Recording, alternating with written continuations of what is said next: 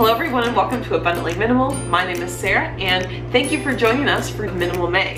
It's crazy that we're already at this point in the month. Today's video is a minimalist kitchen tour and I'll show you how we have managed to simplify our kitchen and decide what items were absolutely essential to keep. So if you are interested in simplifying your kitchen, hopefully today's video will help you. If you're looking for more details, even just besides the kitchen, or looking for help on other areas of the house as well, I do have a free declutter challenge guide available. The link is in the description so you can check that out and get that if you really want to take your decluttering to the next level and you're looking for some of those tough questions to decide whether or not you still need a particular item. So let's jump right in. One thing to specify here too, in general, it's ultimately going to decide what your needs are and what purposes these particular items can serve. So for me, I am someone who really likes to cook, and so maybe I do have a few more gadgets than I actually need because of different recipes that I test out and produce. So it's definitely important for you to really reflect on what your needs are. For right now, it's just the two of us in our family, Jake and I, and so we probably don't need as much of certain items as maybe you do if you've got a larger family. So keep that in mind as we go along too. And I think a main theme you'll notice here as we go through this is we try to keep each area as simple and uncrowded as possible. I know that's not necessarily a reality in everyone's kitchens. This kitchen, it's kind of small, narrow-wise. Sometimes Jake and I even have trouble fitting in here if we're walking back and forth, but it is longer and we do have a lot of storage space. We actually don't even use those cabinets up there. We don't use at all. Like, there's empty. And actually, we don't use any of the cabinets on this side. So we have plenty of cabinet space, which does mean that all of our drawers and whatnot can be very uncrowded. So let's get into it. This first cabinet here, this is where we keep a lot of our Tupperware, the plastic Tupperware that we have. And we found that it's really helpful to have a separate shelf for the actual Tupperware containers, as well as the lids on a separate shelf. This makes it easy because you grab the shelf, don't grab the shelf, you grab the container as well as the lid. Keeps it really easy because they're not all cluttered around each other. But there are other filing methods you can use if they are getting kind of annoying. Some office supply organizers can actually be helpful. We've got two glass bowls, a large and small one. We had minimalized that from a set of 4, realized we only really needed a small and a large one, and just have the 2. Also, this can serve as a bowl or as Tupperware or whatever needed, so we like that and it helps us. I've got a few of these little glass jars that probably aren't necessarily in your kitchen. I've had them from chef school and then also use them for cookbook related prep. We've got a few reusable water bottles up here as well, and miscellaneous like a grater. So that is what we have in this first cabinet, but as you can see, it's really spacious and nothing is super packed together to the point of frustration or not being able to get what you need. Moving along, our next one is where we keep all of our plates. So with the plate and bowls and all that, we have 8 of each thing. The set originally contained 12, I think, but we realized, actually, the original set might have actually had like 12 or 16, but for just the 2 of us, 8 is fine. And that way we've got enough for ourselves. We have like multiple courses or something. I'm not that fancy, but we have that available, or if someone comes over, we've got that, and we haven't had any issues. Decide, you know, if you've got extra sets laying around, maybe you don't need them. And these are the only plates that we have. We don't have any other plates. So that keeps it easy. I know some families or some homes might actually have like a decorative set of plates or multiple decorative sets, but we just find that's not needed. And we just like the simple design here, and I actually got them all from my grandparents. They didn't need them anymore, so they gave us this whole set of extra stuff, and we've been using it since. So that can be really helpful too, to get some of these items used, or if other people in your family or whoever have other sets that they can pass off to you.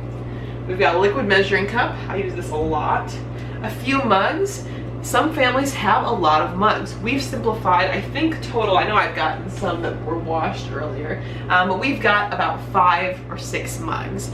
I do like putting other things in mugs sometimes, just besides, you know, tea or whatever, but We have 6 of them. We probably could reduce it a bit more. They can make great gifts though if you're re-gifting a mug. Put some fun stuff inside.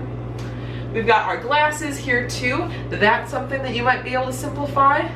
This kitchen's so narrow I don't have room for my tripod to bring it closer. But in this final one, this is where we keep a lot of our glass Tupperware containers, organized by the container itself and the lid. We've got a few of these little glass bowls. And then this top shelf here is all mason jars of different sizes. So some little ones. And since the lids can be a little annoying sometimes and kind of accumulate, we do keep some of them in this bowl here. But this cabinet also had a spice rack in it and put our spices in our pantry. So we just have put some of them along the side here. Moving down below, let's get to the drawers. So this is our silverware drawer. Now we do probably have more silverware than we need. We go through the silverware fast, so it's oftentimes we're out of forks or out of knives. But regardless, we have that in here, vegetable peelers, like a chef's knife, some bamboo straws, measuring spoons. So we keep it here just in a regular silverware organizer and really decide if there are extra sets of things that you don't need, maybe that's something you can simplify. We'll do the next 2 drawers at the same time. These are some basic kitchen essentials. Now, one thing that we found when we were first kind of going through this and simplifying was that we had duplicates of some of these items. For example, we had 3 pizza cutters. Why would we need 3 pizza cutters? So we got rid of our 2 least favorites. So I would encourage you to think about that. What items do you have that duplicate? Some things to keep in mind too, certain gadgets, maybe they do really nice functions, but if you don't really use them and you just use, like, let's say a good knife, like a chef's knife, for them do need that item. So we had a garlic press and it just seemed like an extra step. Well, first of all, I just buy the minced garlic in a jar because that's amazing and saves so much time. But a knife can chop garlic too. I mean, you don't need to have all of these gadgets, especially if your gadgets aren't being used as much. So we've got a few basics. We have a whisk, a lemon or citrus juice squeezer. I don't know if that's a juicer. A can opener, some tongs. Anything else back there? We have our scissors. We keep those in easy reach. We've got some measuring cups, potato masher. So a few of these other basic things. And these are the things we actually use on a fairly regular basis. So I think it's important for you to sift through, and honestly, because things are so spread out here, it makes it easier to find what you're looking for, and again, not as stressful as you're trying to sift through a bunch of items. Here we just have, pretty simple, our hot pads. That's all we have in there. And then finally, this one's just kind of a junk drawer, I suppose, miscellaneous. I've got some silicone, like instead of parchment paper, silicone baking mat. And then some extra sponges. So that is our drawers here. To get down to some of the stuff over here, really not very much in here, just a few decorative pieces, or if I'm making a dessert or something. This is where we keep a lot of our pots and pans. We got a few stainless steel. We have a ceramic non-stick pan and a steamer, and we've got 2 regular pots and a colander. And those are all things we use pretty regularly. And finally, this is kind of like our baking cabinet. And so we've got a couple like casserole dishes. We also have some baking sheets, a bread pan, cupcake or muffin tins, and that's where we keep our cutting board as well. So those are what we keep in the drawers there. Over here we got stovetop. We have dish racks there. We don't have a dishwasher at this apartment, but that gives you a little bit of a taste of how we have simplified things. It is really important for you to reflect upon what your needs are in the kitchen and what gear you need or don't need. For us, we try to keep it pretty simple. Our kitchen does kind of extend into over like our pantry area, and that's where we keep some of our appliances when they're not in use. So we do have like a slow cooker, crock pot, rice cooker. We have a blender, a food processor, and a juicer. toaster microwave. So we try to rotate things in and out. I think it can be really helpful to have like a sleek look.